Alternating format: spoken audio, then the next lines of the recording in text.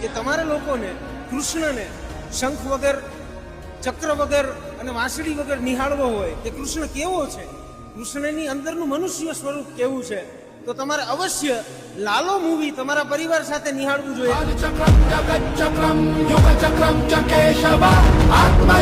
ભગવાન પરિવર્તય નિશમ ચક્રમ જગત ચક્રમ યુગ ચક્રમ ચ કેશવ આત્મયોગ ભગવાન પરિવર્તય નિશમ.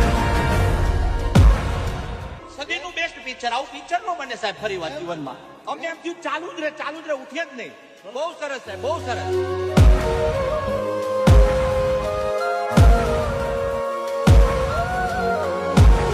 કૃષ્ણાય વાસુદેવાય હરયે પરમાત્મને પ્રણતઃ ક્લેશનાશાય